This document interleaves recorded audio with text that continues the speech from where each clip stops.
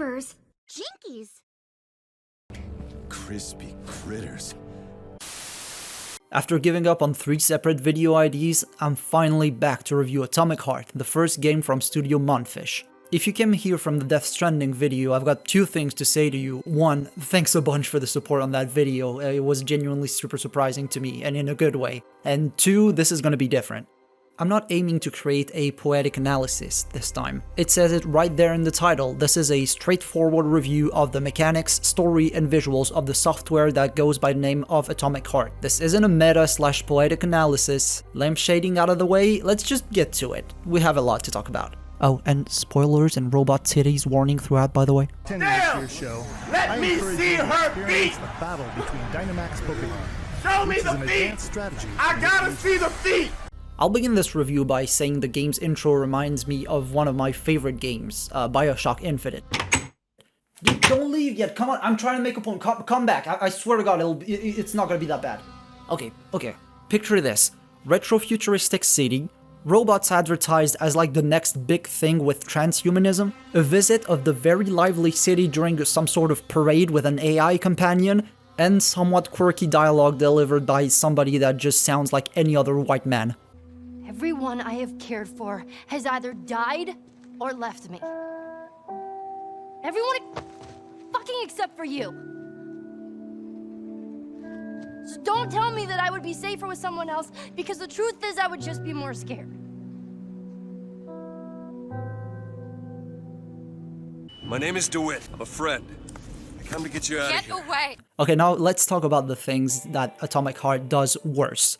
1. In medias res intro, Major P3 Nechayev, your player character and protagonist, just starts out inside of the city where the game takes place. Now, it might not be rocket science, but a fish out of water type of story works better if your game world is fantastical or set in an alternate universe. See, the player is supposed to relate to their character. It helps ground the story and ease the player into the action. By having the Major already be familiar with his environment, you're putting him ahead of the player. It just feels less like, I chose rapture.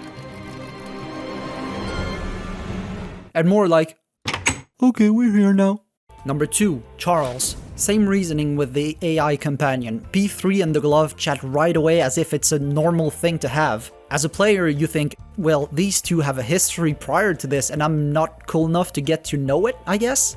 Imagine if BioShock Infinite started like this. I don't understand, how could we get there? That's where that airship's going. Instead of this. What in the world is...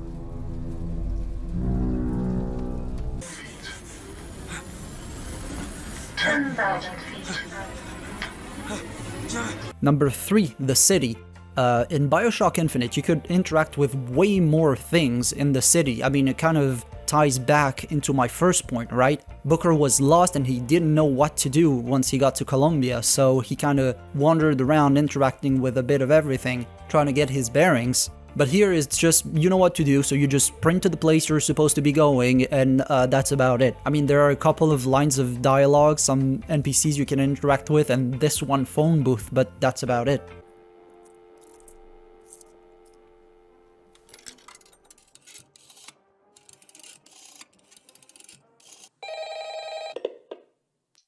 Cause some came in the mail today. Anyway, today's the launch of Collective 2.0, the big neural network that will connect every human being through the power of polymer, a sort of goop-like magic substance that made the USSR able to look like this rather than... However, your employer, Sechenov, forgot one crucial flaw. In this universe, Lada became the prime manufacturer of almost anything in the USSR, so of course everything breaks as soon as you try to turn it on. So now you need to chase the guy responsible for it. I guess I'll get the story part of the review out of the way now. Right, so the first thing you'll notice when you gain control of P3 is how good the game looks and feels. Controls are tight, responsive, and there aren't too many bindings to remember. I think it's cool that the controls even feel good while doing less common actions like climbing or swimming, or even hacking. To be fair, it's a small point of detail, but I kinda liked the diversity in puzzles. You have, sometimes you just gotta find a key, sometimes it's a rhythm thing, and sometimes it's this really neat puzzle that I actually kinda got the hang of towards the end of the game. Yeah, it took me 20 hours, shut up. I think it's worth mentioning that this thing runs super well. I streamed pretty much my whole playthrough on my Twitch while on max settings, and it's honestly quite surprising that I didn't drop a single frame in over 30 hours. Even with RTX, which let me tell you is way better than the last recent releases I tried to stream. The second thing you'll be forced to deal with when progressing through the story is the dialogue and the writing in general, really. Now, Atomic Heart's writing sure has made a whole lot of tears, ink, and come to flow. Whether that be the horny fridge, the twins, or even the MC's dialogue. Obviously, the last canister has to be lodged deep in the universe's quantum asshole. Does this stuff happen to everyone, or just me? Now let me tell you, if the only thing preventing you from getting this game is the clips on Twitter of people quitting because they don't like the dialogue, let me reassure you right away. The horny fridge only appears twice, and while some of P3's lines are definitely over the top... Crispy fucking... Where's the shit-ass way out of here? Underground or something? It's not always like that. In my experience, I'd say that for every line that made me roll my eyes, there was a decently acted, interesting conversation between P3 and Charles fleshing out the world. There's even a lore reason for why P3 is such a dribbler, but I guess it doesn't really matter, that's not an excuse. Anyway, we're finally catching up with Petrov, so I'll wrap it up. The fact that Atomic Heart's writing got so many people reacting... Fuck! The fact that Atomic Heart's writing got so many people reacting is proof that it is somewhat more memorable than some AAA games with multiple times the budget. Okay, so after 15 or so hours of crawling through vents and failing to arrest Petrov, P3 chases him to some sort of opera house where he kills himself. You manage to get his head to a bath of red polymer which is supposed to clone his consciousness or something. And then after doing all of Sechenov's bidding and having mysterious episodes where you black out and people around you die, you learn that every character was somehow connected to you and that you're just a pawn in someone else's game. Something less than a man. Something bred to sleepwalk through life until it is activated by a command given by its kindly master. You're shown that, and you're gonna want to sit down for this, the program that aims to link up all of humanity through a robotic neural network and that's run by the most red of commies is a bad thing. Anyway, after a moral choice somehow more useless than the one at the end of Cuphead, I've had enough of this game. You die against the twins a couple dozen times and rebel against your boss. It's then revealed that the guy inside your glove is the mind of Sechenov's mentor or something, and he uses the red polymer plot device that's conveniently just right there to transcend humanity. Oh, and there's a subplot about rings that goes nowhere, and Filatova has a nice ass, the end. Listen, I don't think I can avoid the elephant in the room anymore. This is just a BioShock clone. The main character's arc is exactly the same, although a bit more obnoxious. The guy talking to you over the radio screws you over at the end. There's even a stage set in a performance hall with an insane artist. And look at this shit! So that's Neptune, huh? Looks nice. Actually, it looks amazing. A rapture. I wouldn't mind spending some time there myself. Overall, the story and writing of Atomic Heart are serviceable at best. It's good enough when it's doing its own thing. I really like the idea of expanding the scope of the dystopia to the whole world, but when it goes back to being just BioShock at home, the story just stops being interesting. Like, I've heard the story like 3 times before, dude. What's worse is that 50% of the story is just catching up to Petrov, and they introduce the open world in the middle of it. This is like taking a fucking sledgehammer to the pacing's kneecaps, as players are just gonna fuck off for multiple hours to do the side content and come back to think, fucking hell, we're still doing this? Speaking of, in between the story bits, you'll be doing 3 things: fighting gardening equipment, looting people's sheds, and exploring the overworld. Let's start off with the combat, because it's the main thing. In Atomic Heart, you can use both melee and ranged weapons. You can carry as many as you want, as long as you've got the space for it in your suit. When robots engage, usually by trying to Superman punch you to death, Everybody knew God knows Kung Fu. you can either shoot them in the face or whatever weak point they have, or apply elemental damage to them. See, some enemies are resistant to gunfire or EMP blasts, so sometimes the best way to deal with them is just to fry their asses. Literally. To achieve that, you can either stick an elemental canister inside your weapon, or use any of your glove abilities. There are a bunch of them in the game that you can just purchase from the start. Apart from that, you're always equipped with Shock. This thing is going to be your workhorse throughout the game. It easily stuns enemies to give you more time to reload and or switching weapons. And it's also essential to solve most of the puzzle that Facility 2836 is going to throw at you. Oh, speaking of, apart from the couple of puzzles that required me to switch my polymer abilities, I never really let go of my freeze telekinesis loadout. I mean, you can tell by the gameplay I've been showing that pairing these with the EMP from the base pistol is basically cheating. Having played on Armageddon difficulty, it definitely came in clutch at certain points though. Same thing with the weapons. Apart from the boss fights, no situation really justifies the use of the rockets or the poor man's BFG. Oh shit, I didn't talk about the bosses. Right, the first boss that was actually kinda cool was the first one because the game expects you to not have every weapon in your arsenal completely decked out. So there's actually a smart way to defeat the boss to exploit its weaknesses and all that, but then every single boss after that, until the end of the game, is just, no, you just gotta shoot it a bunch. And also it fires 300 rockets a second. Good luck. I mean, look at this shit. This is me scanning an endgame boss, and it doesn't have any weaknesses. Apart from Pliush, but fuck that thing. Back to Shock for a minute though. As I've stated, it's good for a couple of things, however, you'd think that the ability you get first and that you literally cannot unequip and cannot finish the game without would have more use to it. I mean, G-Man said it best in his review of Atomic Heart. Its BioShock counterpart would zap water and impact the whole environment. I mean, Electro Bolt is 10 times better than just...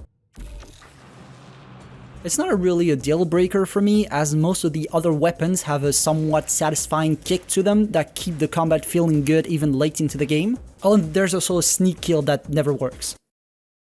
Anyway, once you've removed the head from a robot with a 70s porn actor stash, you get to rip his heart out. And now that you're done clearing the murderous gardening equipment out of this building, you get to loot it.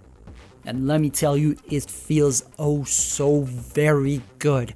Just holding the interact button scoops up every bit of loot in front of you. I mean, drawers and cupboards fly open, AK Max just gets sucked into your pocket. It feels really good to enter a room, scan it, see that it's all blue, and then leave with every single bit of loot in your pocket. It also sometimes gives you blueprints to upgrade your weapons, although if you follow the story objectives, you're not really gonna get any of them. That's where you're gonna have to tackle the side content.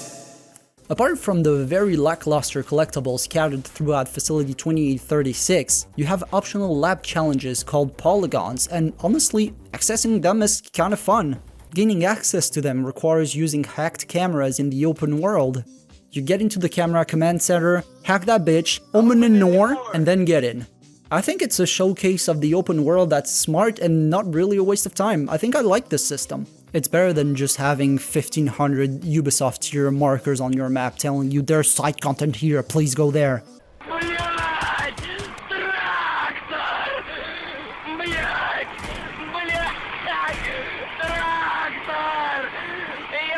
Anyway, once inside the facility, you can expect puzzles and arenas that go from easily cheesable rooms to GLaDOS would be proud. These testing grounds feature some neat and more subtle characterization for the world, not to mention the only rooms that use verticality well. I think it's the main problem with this game actually. As pretty and well optimized as the open world is, it starts to feel really tacked on when you compare it to the facilities this game has. I'm willing to bet that Atomic Heart was created as a straightforward underground adventure first and foremost. Outside of the various bunkers, you have hills and cliffs, but barely any climbable surfaces or verticality. You have side characters, but no side quests. You have docile Soviet robots, but no 6-hour sex scenes. And then you follow your quest marker for 2 minutes, get underground, and you find like 300 collectibles and gameplay variations. I think it's also worth pointing out that the game somehow has more level variety inside than outside. You have experimental labs, museum, grow houses, polymer synthesizing labs. Outside you have a couple of forgettable landmarks, beautiful as they may be. I mean, look at Metro Exodus for instance. The territories of the former USSR can look like this, or even this. By the way, shameless plug, but if you're into games that take place in alternate realities in the former territories of the USSR. I've got a video planned for Metro Exodus next. It's going to be more like the Death Stranding video, and Stalker 2 is coming out in a bit, so I'm really excited to make videos about those. Right, shameless plug over. I think about pulling this trigger 3 times a day. Honestly, a smart and immersive metro system could have easily replaced the open world. Since we're doing the whole BioShock ripoff thing, imagine a bathysphere system with unlockable destinations and levels you could actually go back and forth from and to. Overall, I think Atomic Heart does the one thing a video game shouldn't do. It wastes your time. I've talked about this game's pacing issues before, but I haven't talked about the fact that it seems that every plot point is surrounded by arbitrary bullshit like finding 4 canisters or putting the bitch robot back together slowly bit by bit. It's contrived, arbitrary, and no amount of fucking lamp shading is gonna make it better. Actually, I think this is the one thing that pissed me off about P3's dialogue is the constant lamp shading and complaining about the shit objectives. If even the characters are annoyed with it, you have the power to not put it into the game. You're the developer. You are supposed to be the master of the pacing. Obviously, the last canister has to be lodged deep in the universe's quantum asshole. Does this stuff happen to everyone, or just me? Oh, brother, this guy stinks! Holy shit, I'm tearing into this game, aren't I? Okay, let's move on to something a bit more positive. The OST. I mean, the combat music have been bobbing my head 24/7. They even play a bunch of copyrighted classical music, and I think they wield them quite effectively, actually. As far as I'm concerned, the music in Atomic Heart really seems to paint pretty memorable set pieces. Although there's a puzzling lack of hard boss. I mean, imagine this.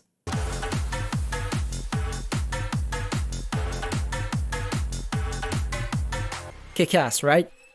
I know I was really negative about the open world just then, but let me reiterate. The inside sections are very varied and interesting. I mean, look at Polygon 8, that shit is just wow. And the open world still has a fair bit of detail put into it, on top of a couple of honestly kind of cool landmarks. So driving your Lada across it before the engine inevitably catches on fire can feel quite good at times.